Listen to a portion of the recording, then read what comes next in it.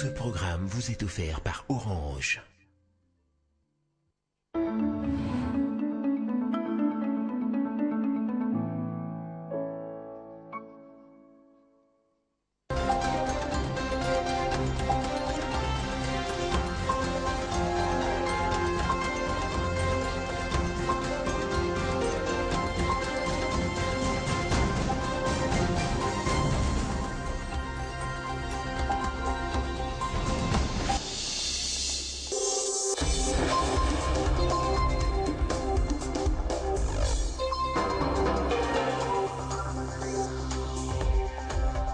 Le Premier ministre congolais a regagné Kinshasa après avoir pris part à la 9e réunion annuelle de l'Union africaine et de la Commission économique africaine à Addis Abeba. Matata Ponyo a présenté les avancées miraculeuses réalisées par son pays sous le leadership du président de la République, Joseph Kabila. Le point tout à l'heure.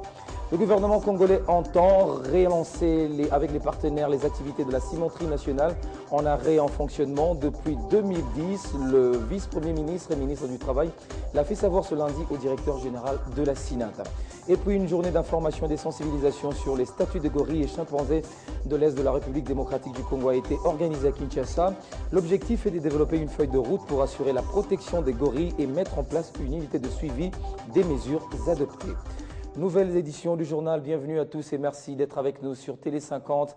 Le Premier ministre congolais était l'invité d'honneur de la 9e réunion annuelle de l'Union africaine et de la Commission économique africaine à Addis Abeba. Matata Ponyo a présenté les avancées miraculeuses réalisées par son pays sous le leadership du président de la République, Joseph Kabila. Le gouvernement a été encouragé à continuer le même chemin. Regardez. Des experts du continent noir et hauts fonctionnaires des institutions panafricaines sont venus écouter avec attention particulière l'exposé du Premier ministre de la République démocratique du Congo. Une intervention qui s'inscrit dans le cadre de la 9e réunion annuelle conjointe comme mission de l'Union africaine et comme mission économique pour l'Afrique.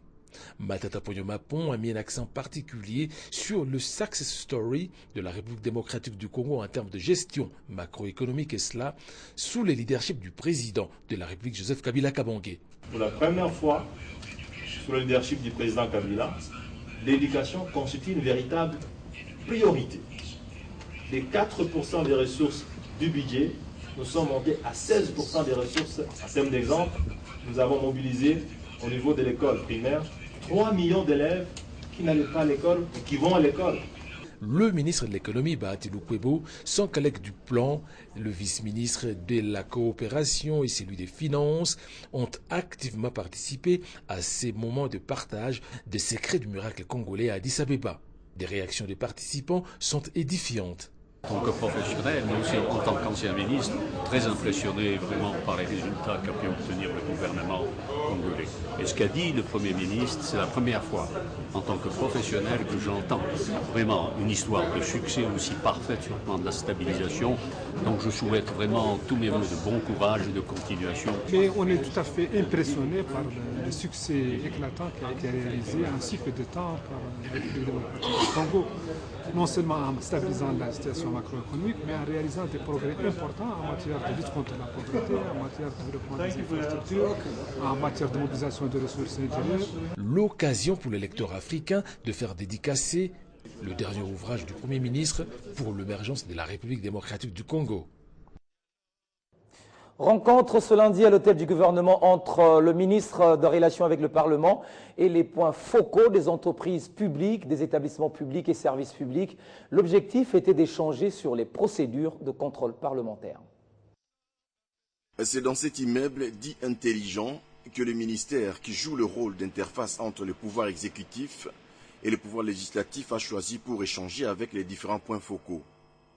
Dans la salle, on peut les voir et tous veulent se faire une idée sur les procédures à suivre quand il y a contrôle parlementaire. Avancement des projets de loi initiés. Et Kinké, qui chapeaute ce ministère des relations avec le Parlement, explique l'impact des assises. Le ministère des Relations avec le Parlement a un mot, deux mots, gouvernance démocratique. Vous ne pouvez pas faire la gouvernance démocratique sans travailler avec les chambres parlementaires. nous sommes l'exécutif. Il faut que nous, en tant qu'exécutif, soyons à l'écoute des chambres.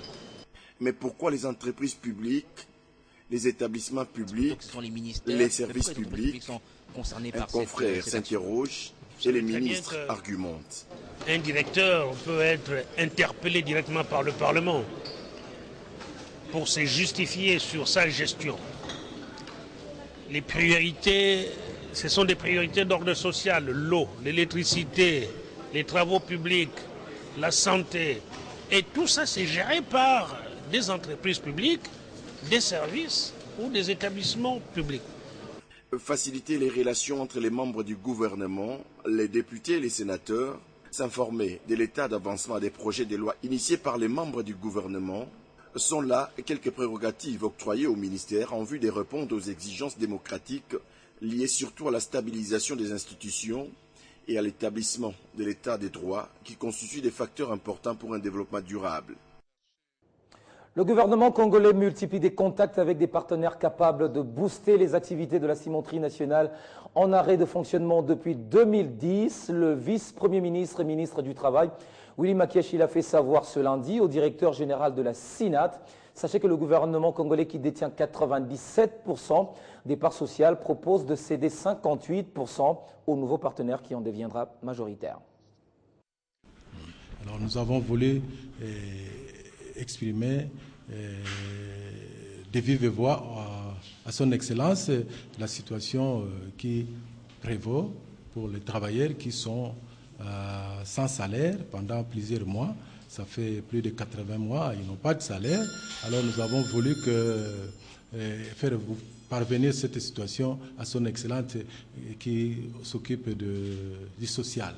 Les agents et cadres de la cimenterie nationale peuvent garder espoir. Le gouvernement congolais multiplie des contacts avec des partenaires capables de booster les activités de cette entreprise en arrêt de fonctionnement depuis 2010.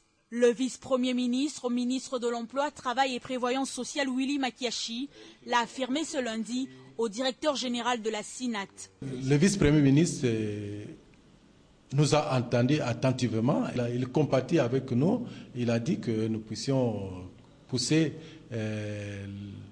nos doléances plus loin en présentant la situation réellement pour qu'une solution puisse être trouvée au niveau du gouvernement.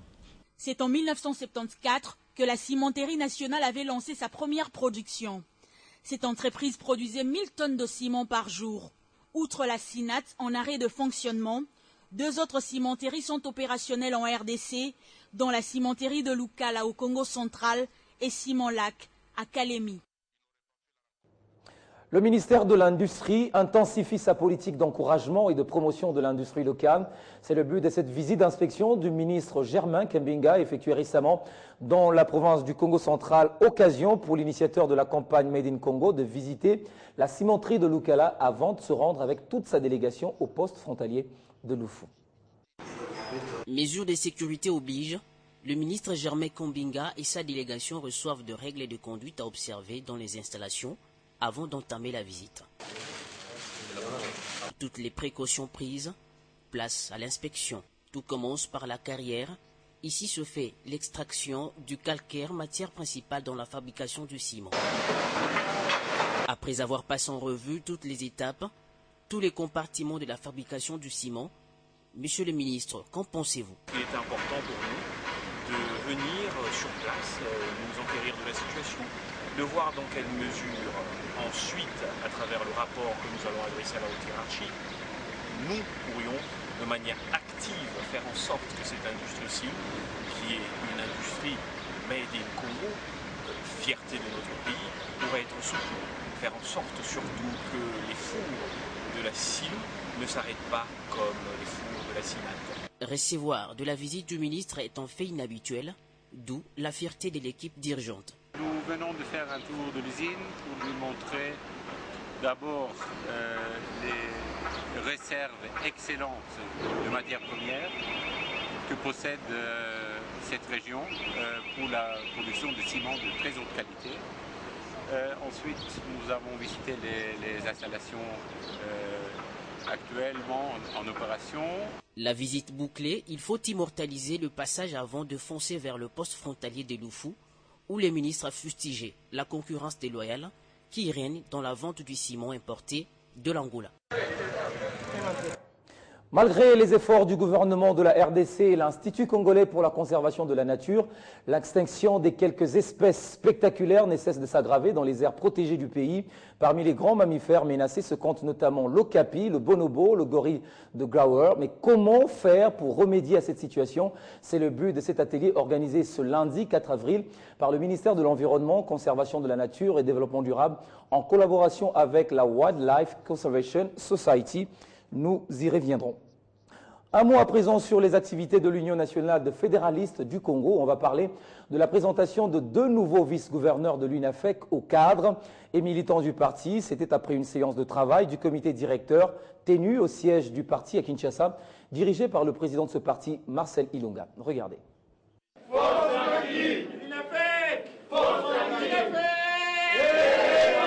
C'est une cérémonie qui réunit les directoires de l'Union nationale des fédéralistes du Congo, UNAFEC.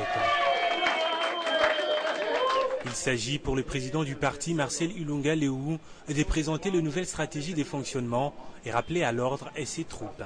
Maintenant, nous attendons au niveau du gouvernement provincial. Pendant ces temps, les militants attendent voir en bas le haut cadre et surtout les 2 vice-gouverneurs élus à l'élection du 26 mars dernier. Ali Bin Omari et Bijou Mouchitoukat, et qui a aussi amené des fournitures de bureaux pour son parti. L'impatience des militants va prendre fin lorsque ces hauts cadres vont se joindre à ses membres. Le président a donné l'essence de ces rassemblements.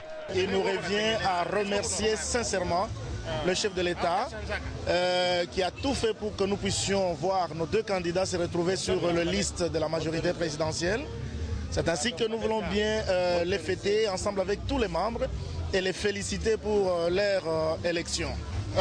Aux 2 candidats, je voudrais encore une fois de plus leur demander de demeurer fidèles au chef de l'État, ainsi qu'à la majorité présidentielle. Une journée mémorable qui s'est passée et dans un climat de fraternité. D'aucuns avaient estimé que nous étions en train de faire une aventure et que notre UNAFEC n'était pas la bonne, la légitime. Mais sur le terrain, nous l'avons prouvé. Et il ne reste plus qu'à nous mettre au travail. Les habitants du territoire de Nyiragongo, à 10 km de Goma au nord Kivu, ont organisé à Moudigi une marche pour dire merci aux autorités congolaises d'avoir suspendu le numéro 1 de la chefferie de Bukumu, qui était, selon les habitants, source d'insécurité pendant une dizaine d'années dans ce territoire. Et puis, le nouveau chef de cette entité a été installé par l'administrateur du territoire de Nyiragongo. Tout a commencé par une marche pacifique organisée par les populations de Nyiragongo pour remercier les autorités congolaises d'avoir suspendu le chef de la chefferie de Bukumu. Puis l'étape de l'installation du nouveau chef ad intérim de la dite chefferie, Mouraï Paul Bahati, a reçu tous les documents lui permettant de bien travailler. S'adressant à cette population qui a passé toute la journée sous la pluie pour lui apporter soutien, ce nouveau chef promet de rétablir l'autorité de l'État à Bukumu. En fait, vous savez que Bukumu, c'est une entité par complexité des problèmes. Il y a vraiment un tas de problèmes. Mais la priorité, c'est l'instauration de la sécurité et la paix dans cette chefferie. Donc cela va se faire pas seulement par les propres efforts, mais aussi c'est par les efforts de tous. Cette installation constitue un ouf de soulagement pour ces populations de Nyiragongo. La population est en pleine marche. C'est par rapport à la situation de satisfaction concernant la suspension de M. Jean Bosco Boutiti à la tête de la chefferie de Bukumu. Au lieu de protéger la population, je pense que vous le savez avec moi, qu'il y a tas de conflits de pouvoir coutumier, les conflits fonciers qui ont été toujours orchestrés par la même personne. Rappelons que l'ancien Mwami, Jean Bosco Boutiti, a été suspendu de ses fonctions pour insubordination et usage abusif des policiers à ses fins privées. Dans le Tanganyika, le directeur de cabinet du commissaire spécial du gouvernement qui assure l'intérim du commissaire pendant cette période transitoire au gouvernorat a reçu ce lundi plusieurs délégations, des échanges qui ont principalement porté sur des projets de développement dans la nouvelle province issue du démembrement. Images et commentaires bien faits, Mohamedi. Préparer les débuts des travaux de pérennisation du pont ferroviaire de Niemba, unissant par voie ferrée Kalemi et Kabalo, c'est l'objet du séjour à Kalemi d'une délégation de la coopération technique belge. Patrick Kakwata, directeur technique de la CTB venu de Kinshasa, qui conduit la dite délégation, est venu rendre ses civilités au directeur de cabinet du commissaire spécial, le professeur Aimé Kakouji, assumant son intérim. M. Kakwata en a profité de lui présenter son projet.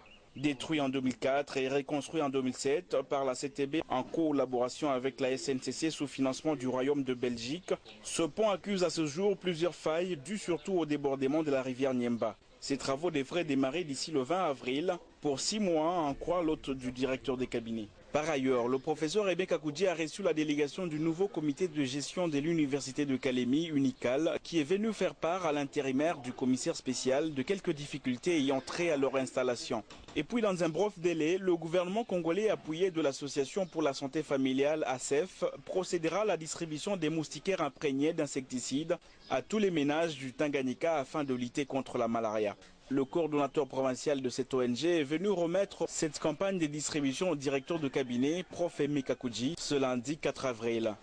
Pour ne citer que ces activités, l'intérimaire du commissaire spécial ne se donne pas du tout du repos. L'école de santé publique de Kinshasa, l'hôpital Biamba Marie Mutombo, l'Institut tropical et de santé publique suisse, ainsi que l'unité de pharmacologie clinique et pharmacovigilance de l'Université de Kinshasa viennent de former un bloc pour lutter contre le paludisme et d'autres maladies non transmissibles comme le cancer, le diabète en République démocratique du Congo. C'est par un contrat de partenariat signé ce lundi à Kinshasa que ces 4 organisations ont fait cet engagement. Claude Beringaniné. C'est le geste qui compte pour sceller ce mariage à 4.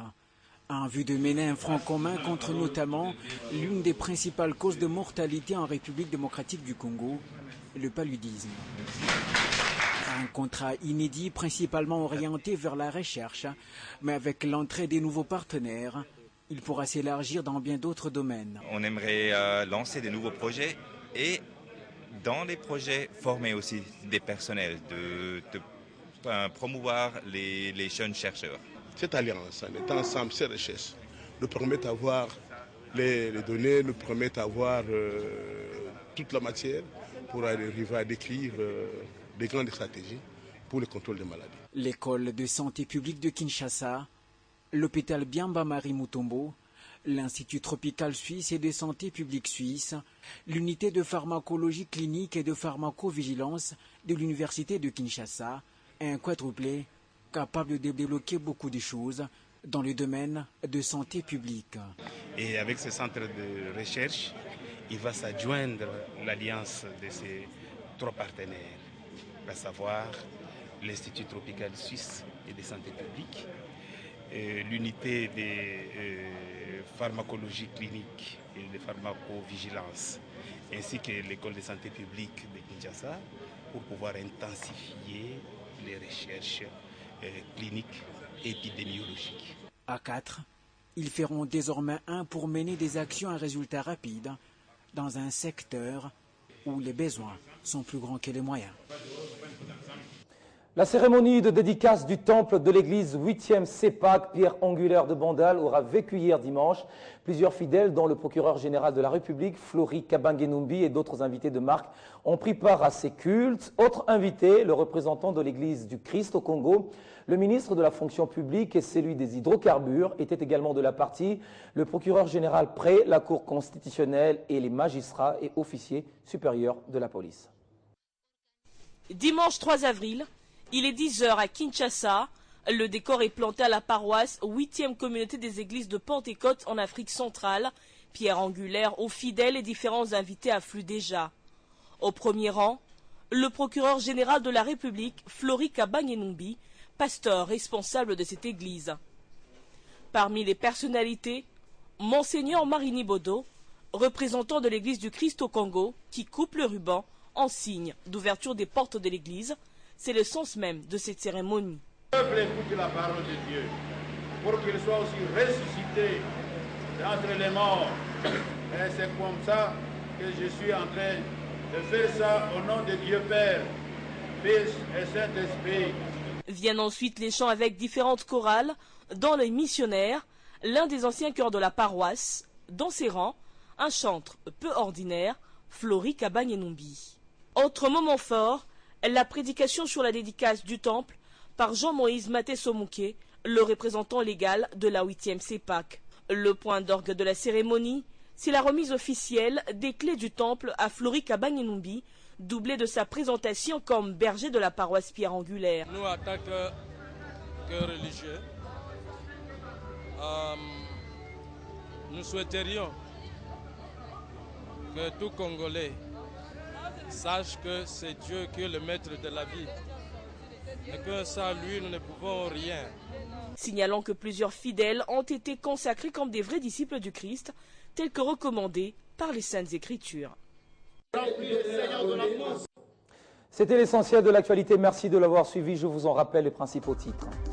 Le Premier ministre congolais a regagné Kinshasa après avoir pris part à la 9e réunion annuelle de l'Union africaine de la Commission économique africaine à Addis Abeba. Matata Ponyo a présenté les avancées réalisées par son pays sous le leadership du président de la République, Joseph Kabila.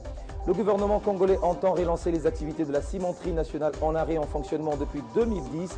Le vice-premier ministre et ministre du Travail l'a fait savoir ce lundi au directeur général de la SINAT. Et puis une journée d'information et de sensibilisation sur les statuts des gorilles et chimpanzés de l'Est de la République démocratique du Congo a été organisée à Kinshasa. L'objectif est de développer une feuille de route pour assurer la protection des gorilles et mettre en place une unité de suivi des mesures adoptées. L'actualité continue sur votre chaîne.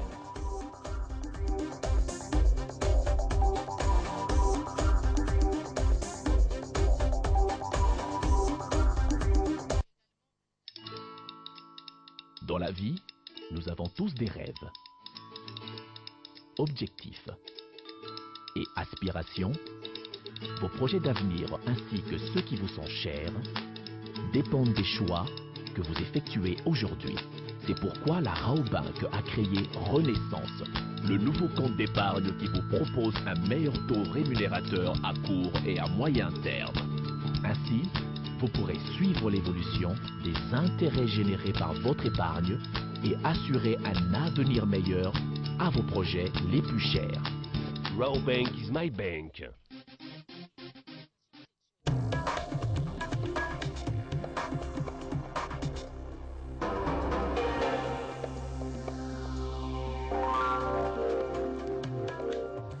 Et les tours d'horizon de titres à la une des journaux du net, c'est la revue de presse de Rassalamo. Bienvenue et bonsoir madame. Bonsoir Floride. On commence votre revue de presse avec ce titre, Résolution 2277, le Conseil de sécurité a tranché.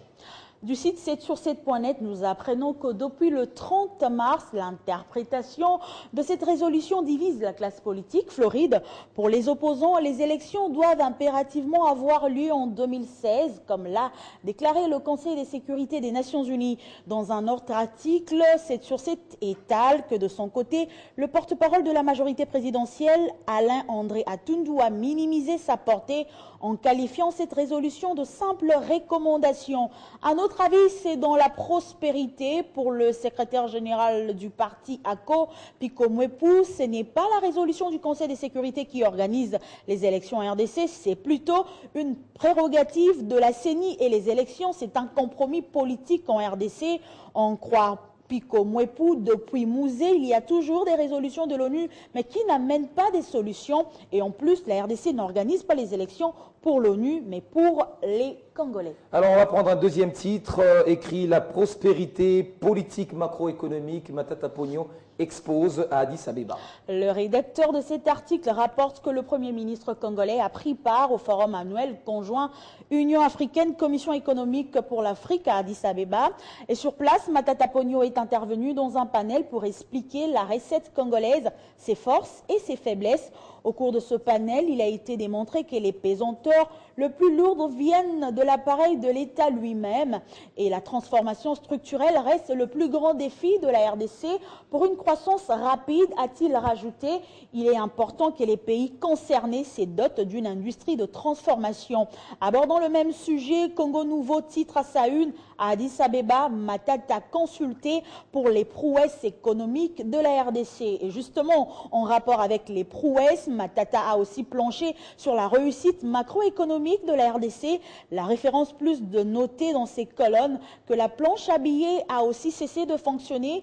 Voilà quelques-unes des mesures qui justifient le secret de la réussite congolaise en matière de macroéconomie. On va prendre le de l'UNPC Kinshasa ne suscite pas seulement de l'admiration des avertis, mais il suscite également la jalousie de certaines personnes en mal de repositionnement. Ces esprits destructeurs et autres tireurs de ficelles dans l'ombre, précise le journal, multiplient des campagnes d'intoxication et de diabolisation pour salir Jean-Marie Kassamba auprès de l'opinion publique et aussi auprès des autorités du pays. Le journaliste est là pour former, informer et éduquer et non pour se rabaisser jusqu'à mener des combats dans les coulisses aux confrères qui ont à cœur la révalorisation de ce métier. D'où cette question du rédacteur: pourquoi la tête de Jean-Marie Kassamba dérange-t-il certaines personnes? La question reste posée, Floride, et au journal de poursuivre qu'il faudrait être vraiment de très mauvais goût pour ne pas reconnaître le travail qui se réalise au niveau de l'UNPC Kinshasa. Et le Globe informe par ailleurs que l'UNPC Ville de Kinshasa invite le journaliste à acheter les nouvelles cartes pour leur avantage. Voilà, c'était votre revue de presse. Merci Grâce d'avoir été avec nous sur ce plateau. Merci à vous aussi, Floride. Merci à vous également de nous avoir suivis. Retrouvez ce journal dans moins d'une heure si vous l'avez raté. À très bientôt.